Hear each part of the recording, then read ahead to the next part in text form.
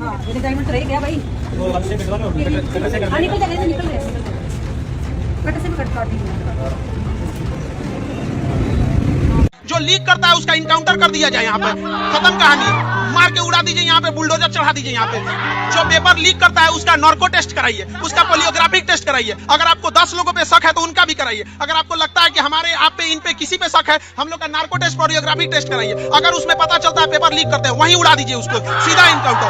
बच्चों के भविष्य के साथ खिलवाड़ नहीं यहाँ पर, समझे। एक ऐसा कैंपस बनाए जहाँ पे पेपर बने, जहाँ से छपे, और जब तक परीक्षा ना हो जाए उसके अंदर के कर्मचारी घर नहीं जा सकते, ना ही मोबाइल फोन कुछ भी यूज कर सकते हैं। बस इतना बढ़िया व्यवस्था है। बोले हमसे आयोग से अगर नहीं हो रहा है, वादा करते हैं हम 5 लाख बच्चों का परीक्षा दिला देंगे और एक पेपर लीक नहीं होगा, और जो लीक करेंगे ना उनको कहीं और ही लीक कर दिया जाएगा। जय भीम, नमो बुद्धाय। किताबों में मेहनत थी, आंखों में डॉक्टर बनने का सपना था, लेकिन सिस्टम इतना सड़ा निकला कि परीक्षा से पहले सवाल बिकना अपना धंधा था। वंस बिटन ट्वाइस शाय, यानी एक बार धोखा मिलने के बाद तो इंसान दोबारा समझ जाता है। मतलब पुरानी कहावतों में कहा जाए कि दूध का चला छाछ भी फूक फूक के पीता है। लेकिन ये कहावत सिर्फ एनटीए पर ही नहीं, बल्कि केंद्र सरकार, बीजेपी सरकार, नरेंद्र मोदी, होम मिनिस्टर अमित शाह और एजुकेशन मिनिस्टर धर्मेंद्र प्रधान पर भी लागू नहीं होती। क्योंकि पिछले कई सालों में देश की सबसे बड़ी कॉम्पिटिटिव एग्जाम्स हर बार कॉन्ट्रोवर्सीज में, पेपर लीक्स में, स्कैम्स में फंसती नजर आई है। हर बार वादे हुए, हर बार रिफॉर्म्स की बातें हुई, हर बार लाखों छात्रों का भविष्य दांव पर लगा दिया गया। Year 2015 all India PMT paper leak हुआ, एग्जाम से पहले आंसर की और पेपर लीक हो गया। सुप्रीम कोर्ट को एग्जाम कैंसिल करवाना ही पड़ गया। ईयर 2016 नीट 2 कंट्रोवर्सी सामने आई, फिर एग्जाम जो पेपर लीक होने के आरोप लगे, पुलिस की इन्वेस्टिगेशन हुई। ईयर 2019 में तमिलनाडु इम्पर्सोनाइजेशन स्कैम जो है वो सामने आया, जहां दूसरे लोग स्टूडेंट्स की जगह एग्जाम देने पहुंच गए। ईयर 2021 सॉल्वर गैंग और व्हाट्सएप लीक्स एग्जाम्स जो है वो सामने आए, एग्जाम हॉल से फोटो खींचकर बाहर भेजे गए। ईयर 2022 में केरला फिशिंग कंट्रोवर्सी सामने आई, जहां महिला छात्रा के साथ ह्यूमिलिएशन का आरोप लगे। ईयर 2024 बिहार के कई राज्यों में नीट पेपर लीक कंट्रोवर्सी सामने आई, जिसमें 67 छात्रों को 720 में से 720 मार्क्स मिले। जब बात सीबीआई की इन्वेस्टिगेशन हुई तो सुप्रीम कोर्ट तक मामला पहुंचा, और अब 2026 देश का सबसे बड़ा नीट पेपर स्कैंडल सामने आया।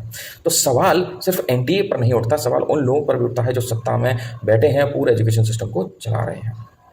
क्योंकि अगर एक के बाद एक पेपर जो है लीक होता है तो इसकी जिम्मेदारी छोटे एजेंट्स की नहीं होती, उन सभी लोगों की होती है जो इसके जिम्मेदार हैं, जो हाई पोजीशंस में बैठे हैं। 3 मई 2026 को नीट परीक्षा हुई और 12 मई 2026 को ऑफिशियली कैंसिल कर दी गई। 22 लाख छात्रों का भविष्य जो है अनसर्टेनिटी में चला गया। सरकार ने मामला जब अब सीबीआई को सौंप दिया, लेकिन इस कहानी की शुरुआत अभी से काफ़ी पहले से हो चुकी थी। 2 मई 2026 केरल में एमबीबीएस पढ़ रहा एक छात्र अपने पिता को व्हाट्सएप पर एक फाइल भेजता है और मैसेज में लिखा था कि ये 300 सवाल हैं जो कल नीट पेपर में आने वाले हैं, इसे हॉस्टल के छात्रों तक पहुंचा दो।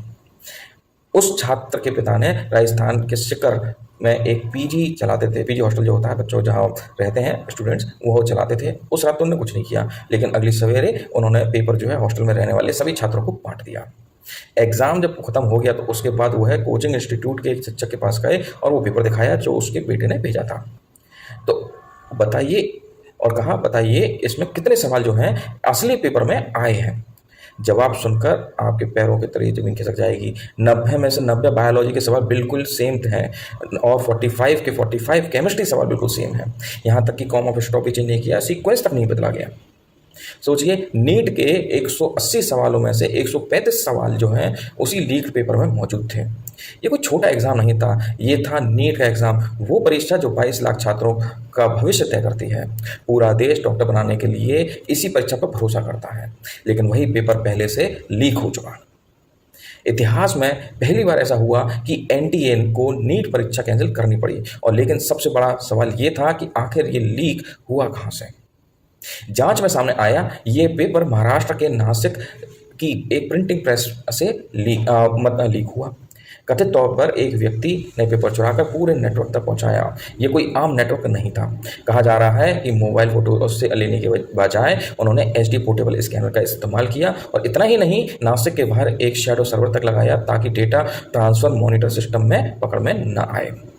वहीं इंडियन एक्सप्रेस न्यूज़पेपर की रिपोर्ट के अनुसार जो नासिक के मेडिकल स्टूडेंट जो थे शुभम खेरनार ने 10 लाख रुपए देकर ये एक पेपर जो है इसे खरीदा और फिर उसकी सॉफ्ट कॉपी बनाकर गुड़गांव में उसे 15 लाख रुपए में बेच दिया। उसके बाद असली पेपर से मिलते जुलते सवालों की एक हैंड राइटिंग गैस पेपर बनाया गया और उसे 135 सवाल इस बिल्कुल सही रखे और बाकी जो सवाल थे उनको गलत रखा, जिससे कि किसी का उस पेपर पर शक ना जाए।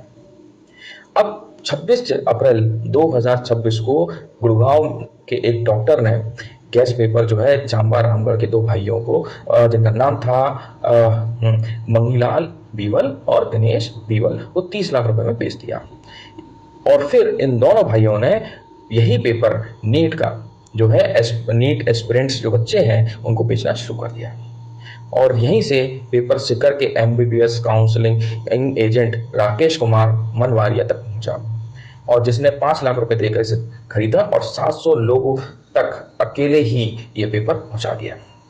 इसी चेन के जरिए ये जो पेपर केरला के MBBS स्टूडेंट तक पहुंचा और फिर उसने अपने पिता तक पहुंचाया और पिता ने कोचिंग टीचर से वेरीफाई करवाया। तब पता चला कि 135 सवाल मैच कर रहे हैं और तब समझ में आया ये कोई गैस पेपर नहीं बल्कि असली लीक था। उन्होंने शिकर के उद्योग नगर पुलिस स्टेशन में इसकी कंप्लेन कराने की कोशिश की, लेकिन पुलिस ने उनसे कहा कि अब्बा मत मिलाओ। और यहीं से सिस्टम के सबसे बड़ा फेलियर जो है सामने नजर आया कि अगर शुरुआत में कंप्लेन को सीरियसली लिया जाता तो शायद लाखों छात्रों का भविष्य जो है बचाया जा सकता था, लेकिन मामला जो है रफा दफा वहीं कर दिया गया था। फिर मामला सीधे NTA तक पहुंचा और फिर वहां से राजस्थान पुलिस और SOG ने जांच शुरू करी। जांच में सामने आया कि पेपर व्हाट्सएप के जरिए कई बार फॉरवर्ड हो चुका है, मतलब पूरे देश में फैल चुका है। SOG एडिशनल डायरेक्टर विशाल बंसल के मुताबिक छात्रों के पास ये पेपर 1 हफ्ते पहले था और कुछ के पास तो 1 महीना पहले से। सोचिए कि ये इतना सब कुछ होता रहा और ये एजेंसियां जो है सोती रही। फिर 12 मई 2026 को NTA ने ऑफिशियली इस पेपर को कैंसिल कर दिया। अब मामला CBI को सौंप दिया गया, लेकिन इसके बाद जो खुलासा हुआ उससे पूरा देश हिल गया। CBI ने पुणे से retired chemistry lecturer PV Kulkarni को गिरफ्तार किया और उन्हें एलिज्ड पेपर लीक किंगपिन बताया जा रहा है। CBI के मुताबिक कुलकर्णी एग्जाम प्रोसेस से जुड़े रहे थे और एलिजिडली क्वेश्चन पेपर्स तक का एक्सेस रखते थे। आरोप है 2026 के आखिरी हफ्ते में पुणे स्थित उन्होंने अपने घर पर सीक्रेट कोचिंग के सेशन शुरू करे और जहां स्टूडेंट को लीक्ड क्वेश्चन ऑप्शंस और आंसर बताए गए। और सबसे शॉकिंग बात ये थी कि बताया जा रहा है कि ये वही क्वेश्चन जो बाद में 3 मई को असली नीट पेपर से मैच हुए। CBI ने पुणे के मनीषा वाघमारे को गिरफ्तार किया और आरोप है कि उन्होंने इन स्पेशल क्लासेस को ऑर्गेनाइज कराने में इनकी मदद करी। स्टूडेंट से एलिजिडली लाखों रुपए वसूले गए। अब तक जयपुर, गुड़गांव, नासिक, पूरे अहिल्यानगर से 7 लोग गिरफ्तार हो चुके हैं। जांच में कोचिंग इंस्टीट्यूट का एंगल भी सामने आया है। एजेंसी अब जांच रही है कि डिस्ट्रीब्यूटेड मॉक पेपर्स असली नीट पेपर से लिंक्ड नहीं तो हैं। इसी बीच सोशल मीडिया पर एक न्यूज आ रही है कि नीट पेपर लीक वेबसाइट सामने आया, जिसमें कई नाम सामने आए, जिसमें शुभम करनार, यश यादव, डॉक्टर ओमकार सिंह, धनंजय लोखंडे, मांगीलाल बीवल, दिनेश बीवल और विकास बीवल, जो दिनेश बीवल के बेटे हैं। CBI है पूरे नेटवर्क की चेन जोड़कर एलिट मास्टरमाइंड तक पहुंचने की कोशिश कर रहे हैं। लेकिन सबसे बड़ी जो सवाल है वो ये है कि अगर देश की सबसे बड़ी एग्जाम ही अगर सेफ नहीं है तो क्या इतने स्टूडेंट का भरोसा आखिर किस पर करें? क्या इतना बड़े नेटवर्क को बिना किसी पावरफुल प्रोटेक्शन के चलाया जा सकता था? इस पूरे मामले का सबसे बड़ा कंट्रोवर्शियल नाम जो सामने आता है वो दिनेश बीवल के है। आरोप है दिनेश बीवल जो है BJP की युवा शाखा BJYM से जुड़े हुए हैं। सोशल मीडिया पर उनकी तस्वीरें BJP नेताओं और राजस्थान के एजुकेशन मिनिस्टर मदन दिलावर के साथ भी वायरल हुई और यही से BJP सरकार पर सवाल और गहरे हो जाते हैं कि अगर पेपर लीक आरोपियों के कनेक्शन सीधे रूलिंग पार्टी और के नेताओं से दिखाई दे रहे हैं तो देश के छात्र किस पर भरोसा करें? इंडिया टुडे के अगर रिपोर्ट की अनुसार अगर बात करें तो बीवल भाइयों को 1 महीने पहले से ही पता था कि नीट पेपर जो है वो लीक होने वाला है। और सबसे बड़ा सवाल यहीं से उठा कि पिछले साल इन भाइयों के 4 बच्चे नीट पेपर क्लियर किया था, तो क्या तब भी जो लीक्ड पेपर इस्तेमाल हुए थे?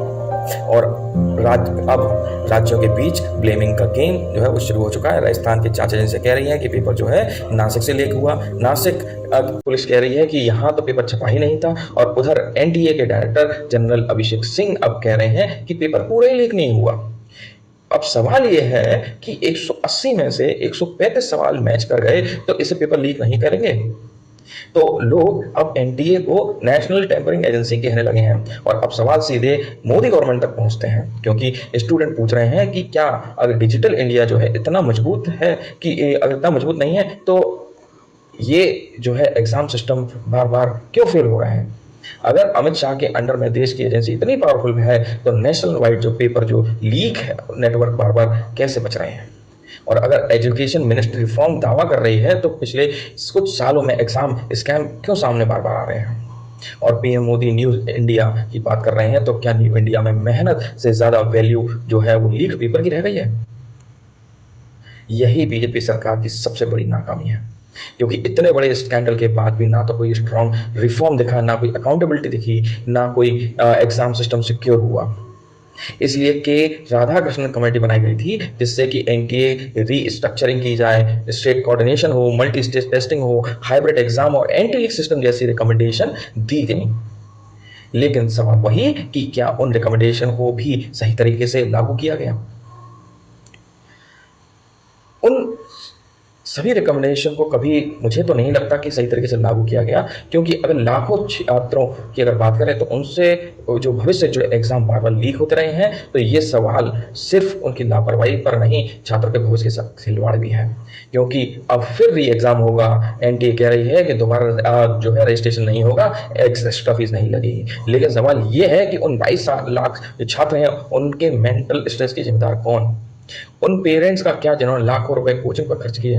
उन छात्रों का क्या जिन्होंने अपनी जो सोशल लाइफ, अपनी नींद, अपनी मेंटल हेल्थ तक सेक्रीफाइस कर दी। जब तक सिस्टम नहीं बदलेगा तब तक अकाउंटेबिलिटी तय नहीं होगी, और ऐसे स्कैम हर 2-3 साल में सामने आते रहेंगे।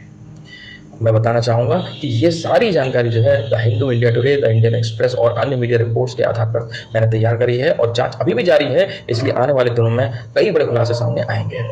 लेकिन इस पूरी कहानी के बीच सबसे बड़ा सवाल अभी भी वही है कि क्या देश में मेहनत करने वाले छात्र सच में सुरक्षित हैं। क्या 22 लाख छात्रों का भविष्य सिर्फ एक सिस्टम की लापरवाही पर टिका रहेगा। अगर आप स्टूडेंट हैं और आप या पेरेंट्स हैं और ये सब देखकर हेल्पलेस महसूस कर रहे हैं, तो याद रखिए एक एग्जाम आपकी पूरी जिंदगी तय नहीं करता। मानता हूं मार्क्स जो है इंपॉर्टेंट है, लेकिन डॉक्टर, इंजीनियर के अलावा और भी जो कैरेक्टर्स हैं और भी पोजीशंस हैं वो अवेलेबल हैं। आपकी मेहनत, आपकी कैपेबिलिटी, आपका कैरेक्टर आप सभी से ज़्यादा महत्वपूर्ण है। जिंदगी हमेशा दूसरा मौका देती है, इसलिए टूटिएगा नहीं, रुकिएगा नहीं, खुद पर भरोसा जरूर रखना। अगर पेपर लीक होता है तो कोई परेशान मत होइए, आपकी मेहनत, आपका टैलेंट और आपका फ्यूचर कोई लीक नहीं कर सकता। तो दोस्तों ये था मेरा ऑनेस्ट रिव्यू। फिर से मिलता हूँ कुछ दर्द, तथ्य और नई कहानी के साथ। तब तक लाइक, शेयर, सब्सक्राइब करना ना भूलें, और बेल आइकन को दबाना जरूर ना भूलें बिल्कुल, जिससे कि हमारी आगे आने वाली जानकारियां आपको मिलती रहें। तब तक फिर मिलते हैं। जय भीम, जय भारत, जय संविधान।